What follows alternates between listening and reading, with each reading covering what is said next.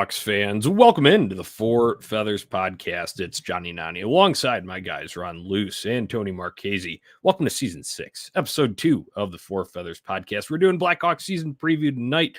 Gentlemen, it's good to be with you as the hockey season is approaching. How you guys doing? Doing well, gentlemen. It's always an honor and a pleasure to be on here. We're talking hockey with you guys. We're getting close. We're less than a week away from opening night, and I would be lying if I told you I wasn't excited. But very excited to talk with you guys and preview the season that is vastly upon us here in the next couple days. Tone, how you doing, buddy? Hanging in there, just hoping that I'll be able to view some hockey on my television screens, as most people out there in the Chicagoland area are. But guys, happy to be here. Yeah, absolutely. That's a topic that we're going to cover a little bit later on in the episode. Before we get to any of our pertinent topics today, make sure you're subscribed over on YouTube at OnTap Sportsnet there. Click the like, subscribe thing so you don't miss a show whenever we go live and talk Hawks here. Give us a follow on the socials at Four Feathers Pod and at OnTap Sportsnet. And as always, check out OnTapSportsnet.com for all your Chicago sports, literature, and podcasting needs. All right, boys, this one I prefaced it with over halfway to hockey, because we have now seen 4 preseason games under the belt for the Blackhawks. They're 0-4. There's some expected rust, but then a clunker on Tuesday night. So I have to lead off with the question, is there cause for concern after a 7-2 spanking on the road in Minnesota last night? I wouldn't say so. And I think there's a couple of reasons at hand. The first one being this is a largely new group, right? I mean, even with the first 3 preseason games, you get a lot of, we'll call them the non-roster players, right? Guys that are going back to the juniors, guys that are going to the AHL. You can see a lot of them early in the preseason. Last night's game probably was the first real test with most of the unit, Johnny, like you and I briefly talked about before we hit live here on our stream here this evening. And I think it's just, they're all getting to learn how to play with each other, right? None of these guys have really played with each other before. There's obviously a few of the returners that know each other, right? Like the Folignos and the Bedards of the world and the Kurashevs and those kind of guys. But largely, it's a really new roster. So I'm not too concerned right now.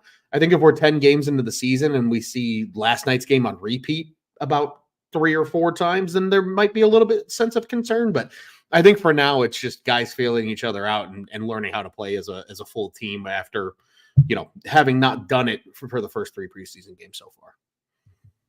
Are you telling them to flush it, Ron? Is that what I'm getting out of you? I'm not telling them to do anything like the White Sox do, Tony. Okay, just making sure. I mean, I don't know. It's Ron makes a lot of valid points here with the fact that it's largely the first time that these guys are all playing together. Obviously, there's still the same concerns, though, that sort of linger over from last season in a couple positional areas, one being goaltending. That Peter Mrazek had a fairly good season last year, but just a year prior, we were calling him the perfect tank tender. So that, I think, is a little bit of concern with Mr. Peter Mrazek. We want to see what we had last year at bare minimum for this to be better. Obviously, there's an injury in the goaltending room right now, and we're going to see some Arvid Soderblom as well, and we know what that looked like. So I would say there's some concern from my camp on the goalie side of things, at least initially. There's some holes with this defense. Obviously, you don't give up 7 goals just because of the goaltenders. I was unable to watch the game, but just picking up some highlights and things that I saw, it's still training camp, preseason. We got to knock the rust off, for lack of a better term here. I wouldn't say panic button, but it's really easy to hit that meme button, Johnny, and say it's over, cancel the season, let's be done here. Well, we had to overreact with that after the first preseason loss. That's just, standard Four Feathers memery on that front. I would say mild cause for concern, and it's the areas that Tony talked about. Obviously, you had Drew Comesso in net last night, so I don't think that's a totally fair assessment in terms of the goaltender position there. But what I'm looking at is defensive depth, and while your TJ Brody's and Alec Martinez, I know they didn't suit up last night, on paper that offers better depth. There's kind of like a hole in the middle between your Alex Vlasic and Seth Jones, and then those guys who are more like third pairing guys. So that's going to be, like I said, a mild cause for concern here at this stage. But let's see when they put it all together, because there are some pieces moving around potentially here. We'll get into some roster notes. About what expected with players going back to Rockford Juniors so far. There were a couple notable ones today, though, guys. I want to get your guys' take on Kevin Korchinski and Frank Nazar being assigned to the Rockford Ice Hogs today. Go ahead, Tony. I'll let you take this one first. Sure. I mean, obviously, Ron is the main promoter of the Kevin Korchinski to Rockford camp. And as I told Johnny on the phone last week, my stance on that has largely softened. I really wanted to see Korchinski have a good camp and make this team, because I thought it was going to be something that was positive for his development. After spending a whole year in the NHL, obviously, he's now accustomed to some NHL life. There's other younger guys who are going to be coming up here, and let's be real. It's good to see players achieve that height so early in their career and not have to get bounced back and forth. That said, the depth that was signed here by Kyle Davidson over the offseason obviously allows you to make this move and sort of season him up a little bit more. I think it'll be very beneficial, as Ron has said on the show numerous times, to have him get those top pair minutes down in Rockford. You can go ahead and give everyone the "I told you so," Ron. I fully expect you to do that. I've really softened my stance on this after seeing some of the struggles in the preseason. That's really all I've got, Ron. I'll let you take it away, sir. Well, for lack of saying "I told you so," I think it's the right move, and here's why. I think time and time again we have seen those in power over the Blackhawks front office, obviously formerly Stan Bowman, just rush defensemen to the NHL. Right? We've seen it with Henry Jokiharju. We saw it with Ian Mitchell. We saw it with Gustav Forsling, who has now gone on and become a key contributor on a Stanley Cup winning team. They rushed guys to the league because they failed to properly develop them. And I'm glad that the Kyle Davidson-led Chicago Blackhawks, from a front office standpoint, take a different approach on that. I think the best example is just to look at what happened with Alex Vlasic. When he got a full season of seasoning, when, let's be real, if Bowman was still in charge, they probably would have been like, "You, NHL, now." It might have tainted his development a little bit. By him going down to Rockford, playing largely the full season down there. I know he got a cup of coffee with the Hawks. I think it was 6 games. He gets to just focus on the development, can make mistakes. It's not costing the team, games or anything at the NHL level. And it's largely kind of out of sight, out of mind from a lot of fans' perspective. There can be some of that ugly growth at the AHL level that you can't necessarily always get away with at the NHL level. And I think, personally for me, gentlemen, I think the one thing I am most excited to see, Johnny, you mentioned it about how the defense kind of sets up. Right now, it's guaranteed, right? Vlasic Jones is your top pairing. And there's a lot of guys that are best probably suited right now as third pairing defensemen, right? Connor Murphy at this time in his career, he's got a lot of miles and a lot of injuries on him. Alec Martinez, TJ Brody, these guys are probably best suited as third pairing guys, can play second pairing in a pinch if you need them to. How cool is it going to look in like 2 years from now? Maybe even next year, if these two both have an incredible development year, for your second pairing to be Artem Levshinov and Kevin Korchinski, right behind Alex Vlasic and Seth Jones. Because let's be real, that's going to be the pair that they start with at Rockford to begin the season as the top pairing. It's going to be those two. They're the top defensive prospects in the system. Ethan Del Mastro looks like he could be a nice player over time. They got some other guys down there that look like they could be some good depth. But it's going to be those two that are getting the opportunity to play those 23, 24 minutes a night. And I think that's going to be so beneficial to Kevin Korchinski. I think it's going to be beneficial for Levshinov, playing with a guy who has already gotten that taste, as you mentioned, Tony, with the NHL and Korchinski. And let's be real, I think it's finally going to give Blackhawks fans a real reason to tune into some AHL hockey this year, because it's going to be probably the most stacked group in Rockford since the Brian Bickle, Dave Bolin days of the Rockford Ice Hogs, almost over 15 years ago. I think this is just the best move, especially they've already shown you can develop one defenseman properly in Rockford. They have a good infrastructure there now. They own the Ice Hogs, so they control a lot of the development that's happening there. I think the same thing can easily happen here with a guy like Kevin Korchinski, especially playing next to a guy like Artem Levshinov at the AHL level. Well said, Ron. I would say that it's the right decision as well, and I'd argue that they probably would have liked to at some point last year send him down, but they just couldn't because of that weird agreement that's in place. And he was 19 years old and would have either had to go back to juniors or stay with the NHL club. So they elected to keep him with the NHL club, and it was tanking season anyway. So it is what it is. Right move. I think it'll be good. And while Alex Vlasic is an excellent success story, and we're seeing early on here, I don't think Kevin Korchinski's skill set sets up for him to be as shut down of a defender as Alex Vlasic ever will be. They're different players, but he can refine his offensive game, which I think will be beneficial there. Obviously, learning all the positioning and the nuts and bolts of that in his own zone are going to be crucial. But I think Luke Richardson put it best. He said it's a little bit easier to make those strides down there at that level as opposed to trying to do it against the world's best on a night in, night out basis, like he was thrust into last year. Other than that, hey, we already got our first taste of Frank Nazar.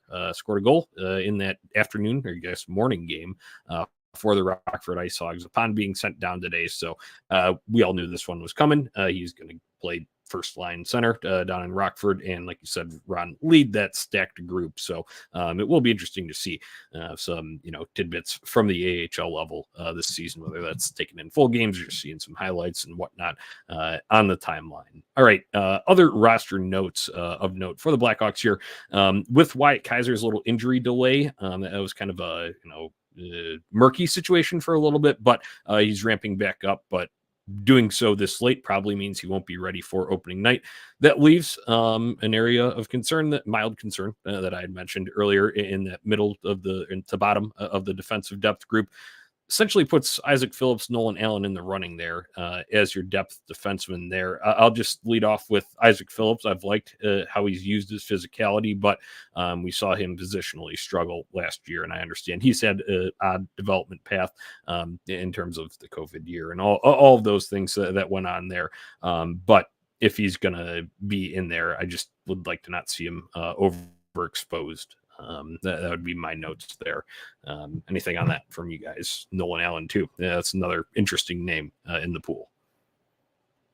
I think another name that's just worth keeping an eye on might be Ethan Del Mastro. I think especially because of how well he played last season, being an AHL All-Star, he might be in the running for, kind of that last spot. I know he's already in Rockford camp. He was in that game today that you mentioned, Johnny. Frank Nazar with a beautiful 2-point performance. He also picked up an assist in that game as well. I think he could be in the running. But at the same time, I mean, Phillips has had the time in the NHL. He's getting to learn things. You mentioned he's had probably one of the weirdest development paths of anybody in the system over the course of his tenure as a member of the Chicago Blackhawks. So, it's going to be interesting to see how that ultimately shakes out and just how they kind of align the defense. Because really right now, I agree with you. I think when it's all said and done, just how things are shaking out now that Korchinski has gone down, I think Kaiser will be the first guy that gets that look in the top 6. But that being said, you got to get there somehow until he's fully ready. And I agree with you, Johnny. I think it's probably going to be Phillips. I think he's just going to get the benefit of the doubt having been there already. But Nolan Allen was a first-round pick. So, it might be time to get a look at him and see, hey, he's probably never going to be a huge offensive threat from the blue line, as Kevin Korchinski hopefully will be in the near future.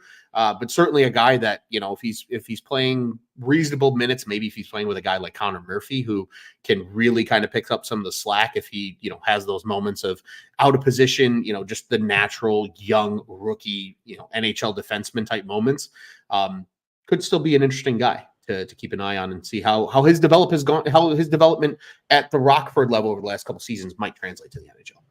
Yep. All right. Last roster note here. I'm going to hand this one over to Tony because it involves the crease. Another injury delay situation. Laurent Brossoit still recovering from knee surgery. So that likely leaves Arvid Soderblom as your backup to begin the season. How do you feel about that one, Tony? Not great, Bob.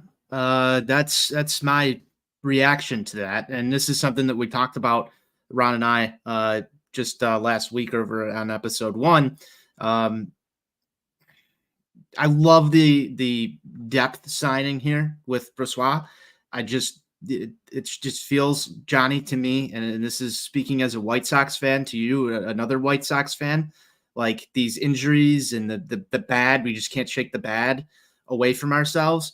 It hurts. I was really hopeful that he was going to be ready for the start of the season. Obviously, not the case here, but just ride Peter Mrazek and don't let us see Arvid Soderblom as best as you can. Maybe one start from Arvid, and maybe we'll get lucky there. I said this at the top of the show as well. These are the same problems that we saw last season with the goaltending. Really didn't want to go into this season feeling the same way, at least knowing that there's some sort of plan that's in place here with this injury timeline, and we're not going to have to stick through this, hopefully, knock on wood, all season with Arvid Soderblom as your number 2 goalie. It makes me feel a little more comfortable, but again, this team is trying to take steps forward this year, and it sort of feels like we're stuck in neutral a little bit with this. That's a very good way to describe it. And that was going to kind of transition into, our season preview as we look at, what do you want to see the Blackhawks accomplish, key storylines to watch. We'll send it round table here, but I just want to transition from what you just said there, Tony. One of the things that you want to accomplish this year is starting to take a step forward to build that winning culture. I know people are going to say, oh, it's early, don't freak out and stuff like that. But an early season lapse can set the tone for the rest of it and maybe tarnish some of what you want to accomplish down the road. And that's not saying they can't rebound there, but guess what? The games in mid-October matter as much as the games in, mid-March, right? That's just, like I said, we're at mild concern right now. I think it's too early to jump off the deep end before they've actually played a regular season game and still have 2 preseason games to go here. But one of mine would be setting the tone and having a better outlook from the jump would do them well from a mindset standpoint this season. So what do you guys want to see the Blackhawks accomplish this year? I think, Johnny, the biggest thing that I want to see the Hawks accomplish certainly is getting on that more of a winning pedigree in some way, shape, or form, but definitely growth of key pieces. I think that's the biggest thing that we all want to see, right? A lot of that growth is probably going to be happening at the Rockford level, which I think is still going to be fun and exciting to watch as a subsequent event to the NHL product. But at the same time, like I want to see Alex Vlasic continue to develop because he's still young enough, and I think he still has a higher ceiling that he hasn't necessarily reached yet. I feel the same way about Connor Bedard, right? Building on a 61-point campaign a year ago in 68 games. Does he sniff 100 this year? Does he have that type of, meteoric rise in year 2 that we've seen out of a lot of the league superstars when they get into that second season? And even some of these other guys, Johnny, I think guys who, at least for the short term, are key cogs in this machine. I think Jason Dickinson is one of those players. Does he continue to have the offensive prowess that he found a year ago, largely playing in a top 6 role? Do we see, the continued success of guys like Teuvo Teravainen back with the Chicago Blackhawks after leaving their Carolina Hurricanes? Do we continue to see a Tyler Bertuzzi, ascent back to where he was in his Detroit days when he was playing top 6 minutes, which he's going to get the opportunity to do again here, probably for the first time since he was in Detroit?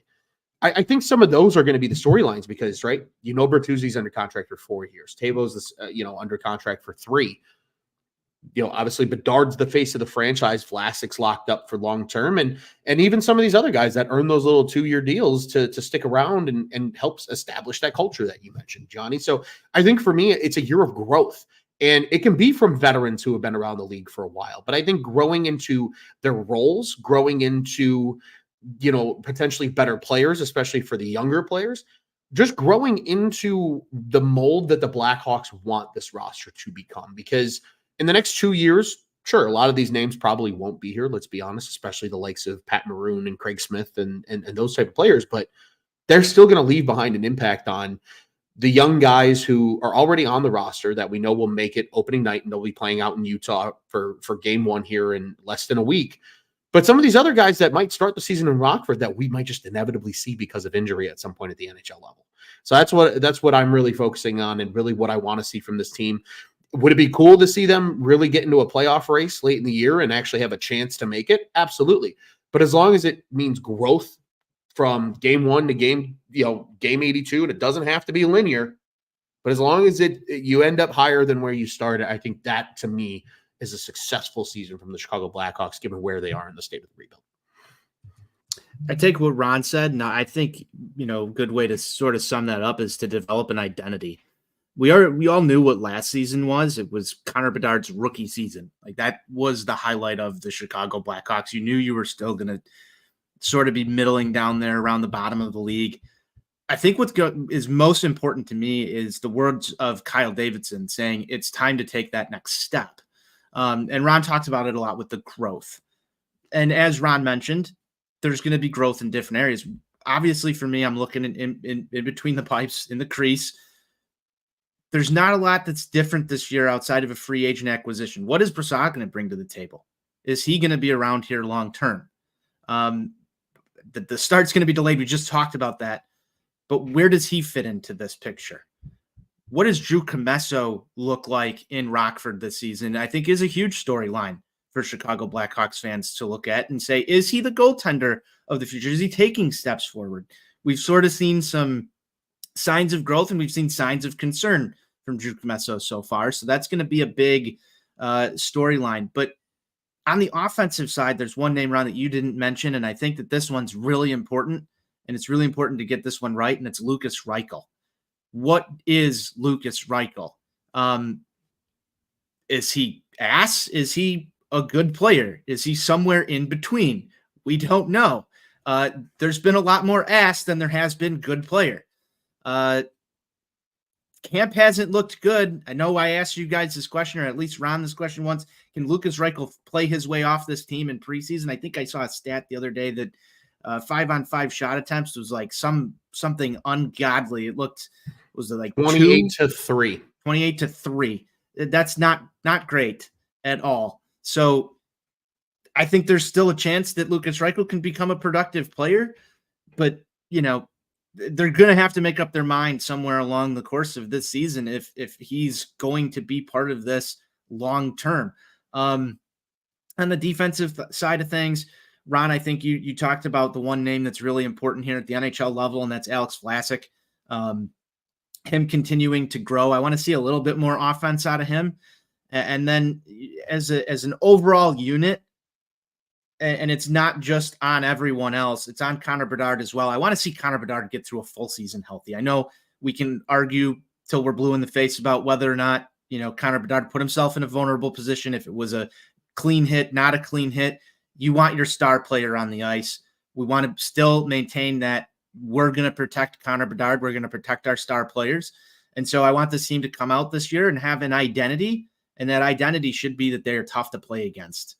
At the end of the day, they should be competitive in games, and they should be tough to play against from a physical mentality and also on the score sheet as well. Johnny, I turn to you.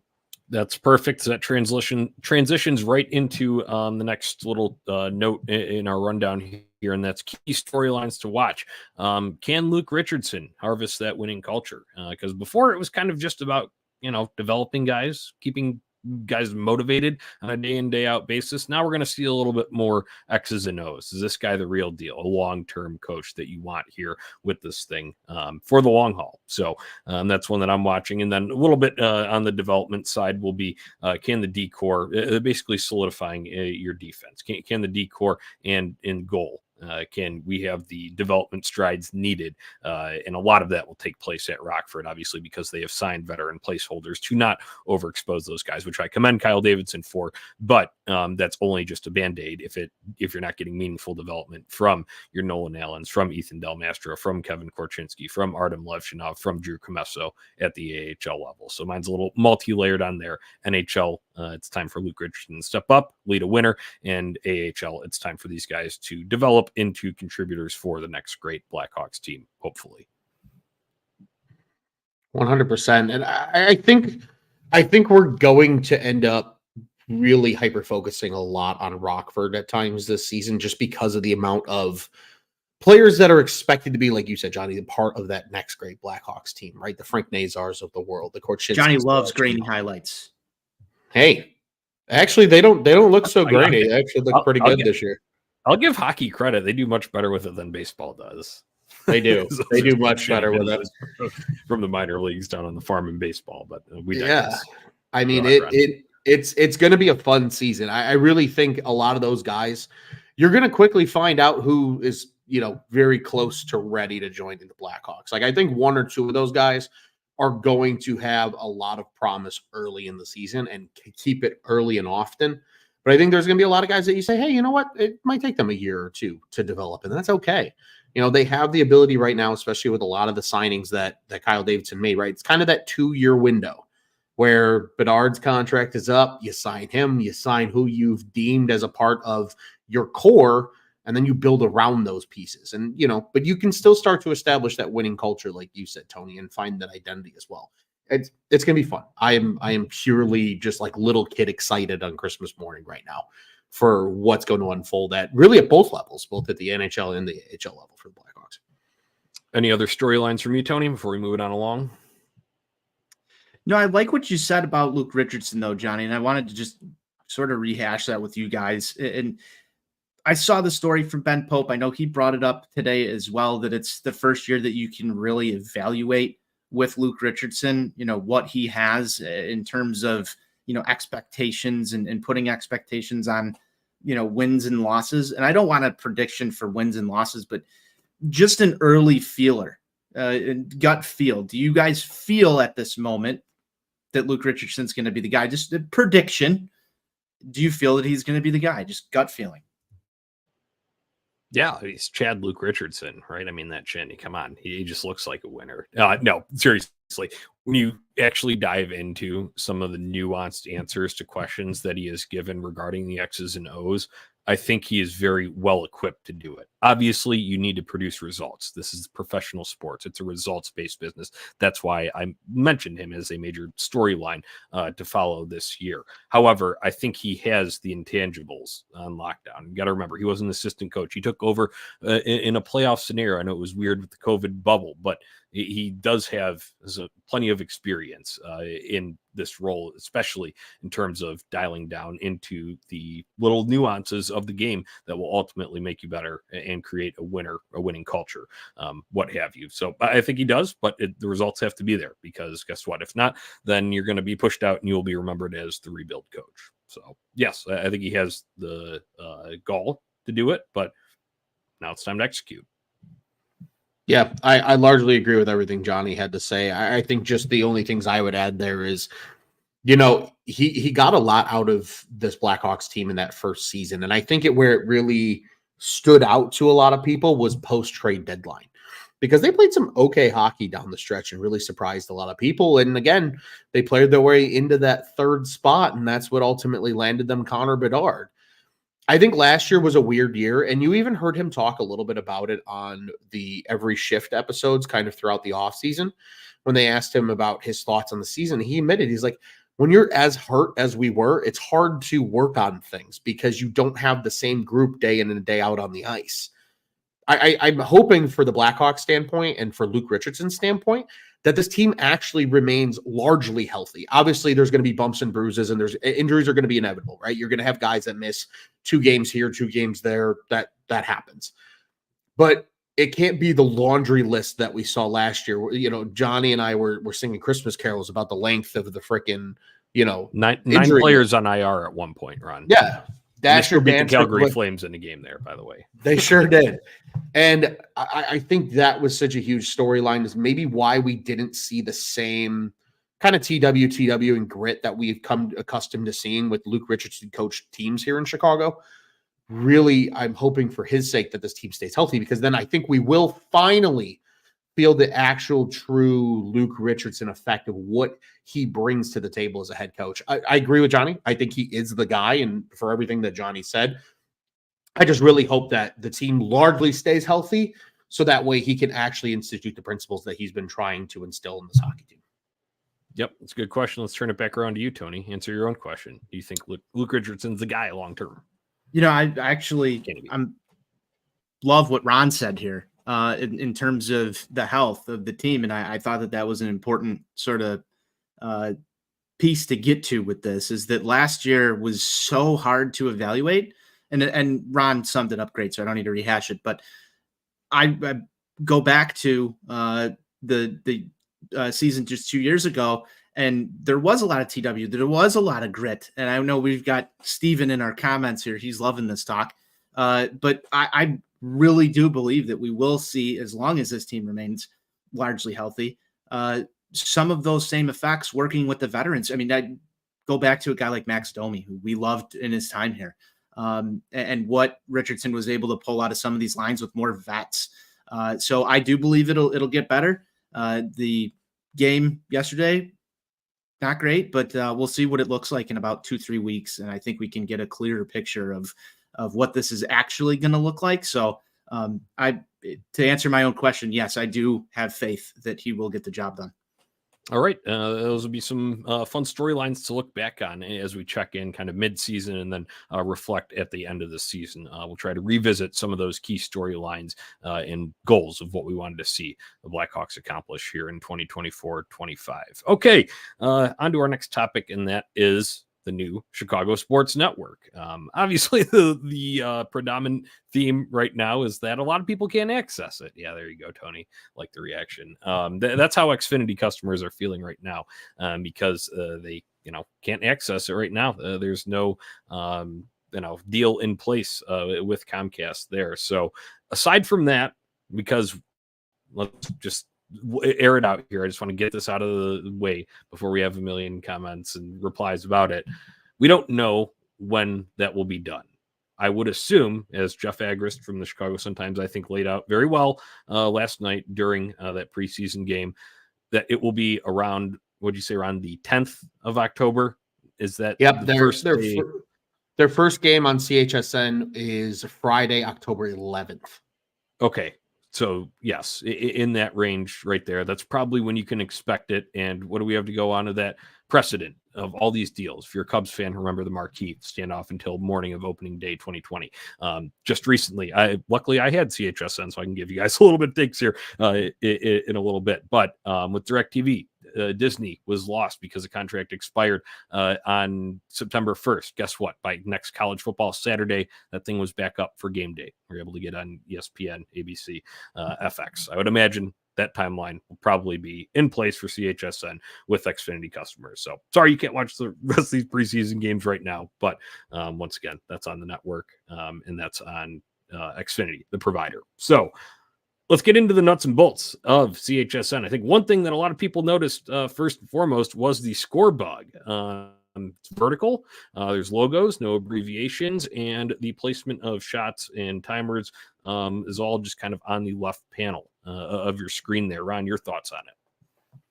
I like it. I think it's clean. It largely kind of stays out of the way. I also like it just because it's different, right? I think you see so many different score bugs, and a lot of them are the same. And we got very accustomed to the old, CSN/NBC Sports Chicago score bugs. I like it. I think it's different. It's a little more modern. I'm a fan of obviously the color scheme's fantastic because it supports mostly the Hawks and the Bulls more so than it does the White Sox with the major hue of red involved. But I'm actually a fan of it. I don't mind it. It stays out of the way. You can very clearly understand what's happening based on how it's designed. And to me, that just means you get to see more on your television screen. So I'm never mad about that. I'm kind of indifferent to it. I'm not really a huge fan of it, especially with hockey. I don't know, for some reason I like the vertical or like the horizontal along the bottom or along the top score bugs for hockey. I feel like it just lays out neater with the shot totals and the score and the timer in the middle.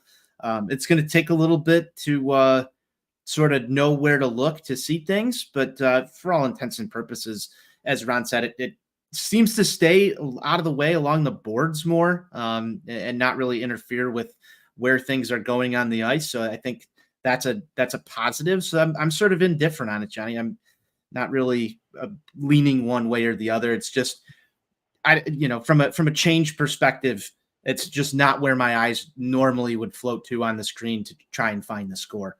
It's clean, not clunky, and that would be the number one thing I ask for, because you see some clunky ones across the league, and then you also see some very clean ones. Some that may, not be up to your standard, but if it's in the right spot and it looks pretty clean and is contained, you can deal with it, because there's a different score bug when you watch ESPN as opposed to TNT, as opposed to your local network, as opposed to throwing on a random game and getting a Bally or NBC broadcast from somewhere else, right? So I think it'll be a quick adjustment for Blackhawks fans. They could have done worse. Yeah, right. Let's talk on-air talent. Rick Ball's debut. My opening statement is Rick Ball is a baller, and felt like I was watching some Hockey Night in Canada games from years back when he was the lead Western announcer there. I loved it. Yeah, from the highlights and everything that was caught, it sounds so clean. And Johnny, you can tell that it's two broadcasters that have that national experience between he and Darren Pang. It's clean, it's concise, it's quick. You would have sworn that they've done it together before, and I don't think they've ever actually been really working together in a national spotlight before. So I'm very excited for the on-air talent. I think that's going to be an exciting part of it. I think even on the radio, right? We still get the great John and Troy, but we also get friend of the program, Charlie Remiliotis, now as well as a part of the WGN radio broadcast. So we're very spoiled. We're very lucky. I'm very excited to hear Mr. Ball on my television all season long. Again, Xfinity subscriber here, so didn't get to see the game and get the full experience as you did, Johnny, but from the highlights, I think that the national broadcast feel was definitely there. Should be a good season. I expect less complaints in the broadcast play-by-play department than we've had in years prior. So I think that's a net positive for Hawks fans.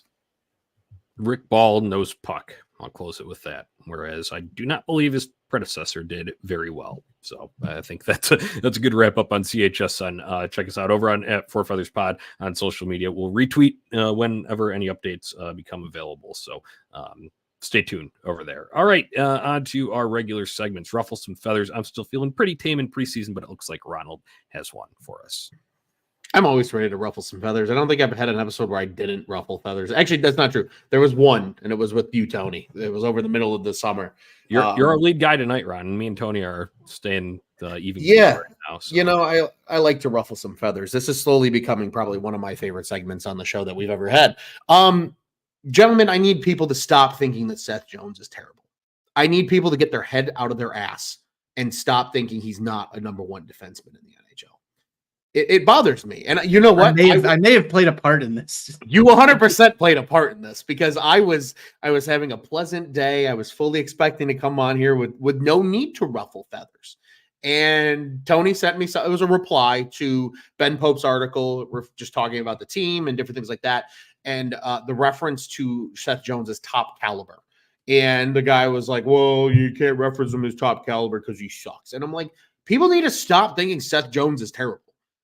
Every single season, he's amongst the top in league leaders in ice time. He's an offensive contributor more than most defensemen. And in 2 seasons on a really bad Hawks team, he was on pace to be a 40-point defenseman in both seasons. So that's half the games he's contributing on offense. That's pretty freaking good. I think this year he takes a bigger step forward. I think we get numbers from Seth Jones that might rival his first season in Chicago when he put up 51 points. I think there's a really good chance that we see him take a big step forward offensively just because there's actually more talent around him. He had 7 goals in the last 20 games of the season. Putting the puck in the back of the net is cool and fucking tough. Get over yourself, grow up, learn what good hockey play is, and stop disrespecting Seth Jones. Yeah. Ron, I'm with you. I'm with you. You go, Cohen, like I said, you're going to be without Wyatt Kaiser. You want to look at some rough defensive play. See how they try to bridge the gap in the middle there between their third pairing guys and your Seth Jones and Alex Vlasic. Go ahead. Then tell me, you complain about those guys, and then maybe I'll take a little bit more seriously on the Seth Jones slander front. All right. We've ruffled some feathers. Let's move on to Stick Taps, who did a good job. I give stick taps to the Blackhawks organization for righting a wrong, correcting a mistake. This is a continuation of the last point on our CHSN thoughts. I just said Rick Ball is a baller. I love him. Welcome him to the Blackhawks team. It's great to hear him on my TV, and the Blackhawks it took a couple seasons, but they did rectify a mistake, and now they've found a very viable replacement, and I'm happy for it. It will make for a better fan experience night in, night out. So stick tabs to the Blackhawks for taking some accountability on that front. At least one of my teams knows how to. We know the White Sox absolutely do not. So there we go. Fair enough, Johnny. And I agree. Well put. Very excited about Mr. Rick Ball. I'll give some stick taps to a guy who was a part of those roster moves you mentioned today, Johnny, but not Kevin Korchinski and not Frank Nazar. Rather, it was AJ Spellici who went back to Windsor. It was expected that he was going to go back. Luke Richardson even disclosed it. But they wanted to give him one more preseason game with some more NHL talent because he earned it. And I think that's worthy of a lot of stick taps. A guy who was a third-round pick this season, you knew he was going back to the juniors. He's probably at least another year plus away from the NHL or even getting a sniff of NHL action. But to make that kind of impact in your first camp and capture a lot of attention, I think, from the fan base with just how he played, with kind of some of the speed and the strength and the size. I think he's a guy that, in a couple years from now, we saw it in the every shift with Kyle Davidson and how excited they were about those third rounders, including their 3 first rounders. You're starting to see why, because AJ Spellici was one of those guys. So stick taps to him for getting to stick around a little bit longer, despite being a guy that we all knew was probably going back to the juniors. And he got a game against the big guys. And that says a lot for a guy who just got drafted, a few months ago into the organization.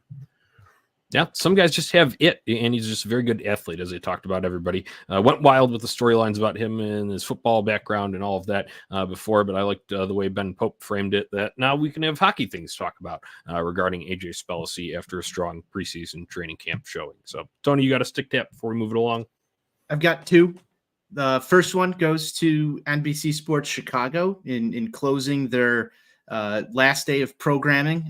We got to re-witness a couple of parades from your Chicago Blackhawks, which is excellent watching. I know I also tuned into a little bit of the 05 White Sox parade, but in more recent memory. And as they sort of closed this thing down, there was, the 2015 parade and rally, which I was lucky enough to be at. And just every time I watch that one, it's special. So, stick taps to them for including all the rallies and the parades towards the end of that. And the second one is to anybody who went out there and tried to hook up an antenna to watch preseason Blackhawks hockey. I didn't have the opportunity to do it, but I was talking to a couple of people on X who actually went out to the store and hooked up an antenna to their television in 2024.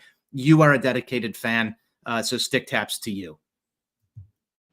Yeah, I like it. Yeah, that is some dedication if you're doing that for preseason, and bad preseason hockey at that, because they laid an egg in their CHSN debut on Tuesday night. Okay, as we always do when we close this show, we take a look at what's on tap next.